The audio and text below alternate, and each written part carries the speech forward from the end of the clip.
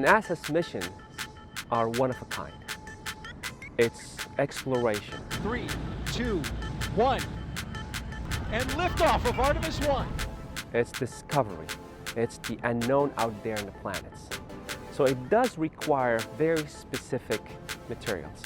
We create materials that will enable things to work in Mars, things to work in the Moon or Venus, where conventional materials cannot work. The materials that I work with are known as shape memory alloys.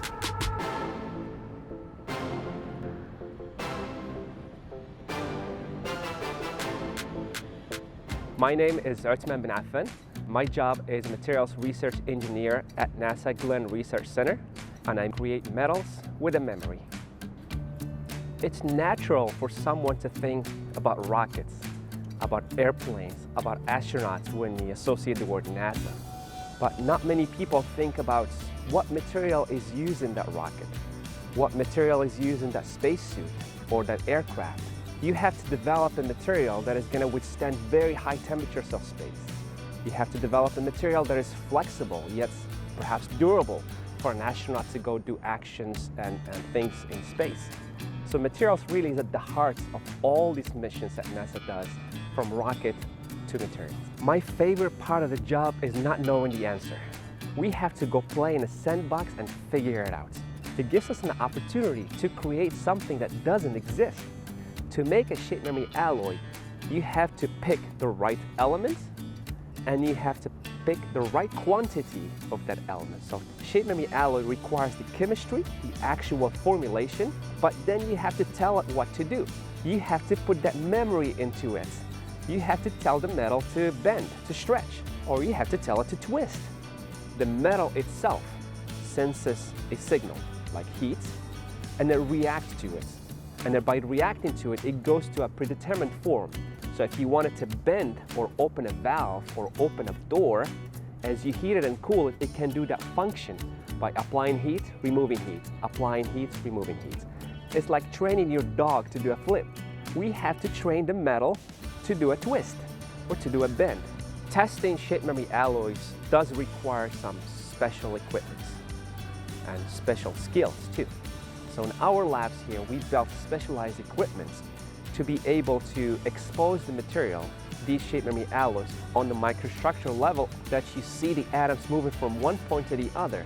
And if they don't, you have to understand why they don't and fix it.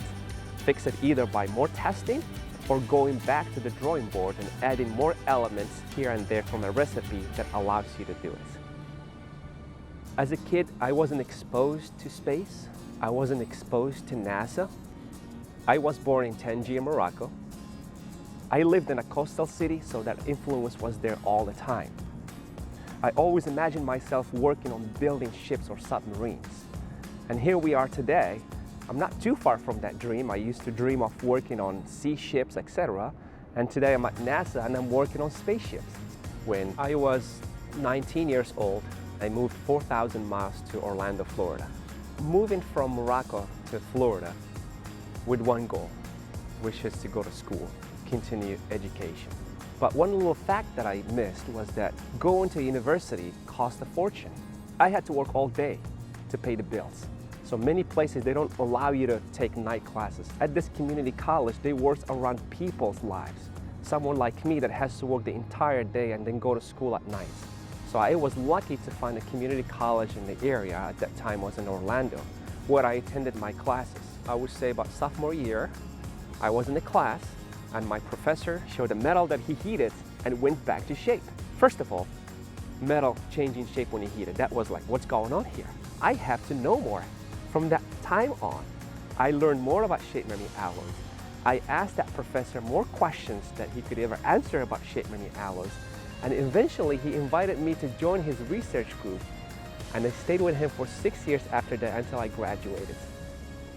I am at NASA today, not because I'm a genius or I'm special. I really think about myself as a dedicated learner. When I need to learn something, I turn every rock until I find a solution, and I go for it. And that will be my number one advice is, if you want to learn something, no one will hand it to you. You have to go grab it. Someone like me, thousands of miles from Morocco, English as a third language, broke immigrants. None of it stopped me from pursuing my dream. So if you have a dream, no matter how wrinkled that path is, no matter what obstacles in front of you, find a new path. Change the way you look at it, but don't change your dream. The sky is not the limit. Just go for it.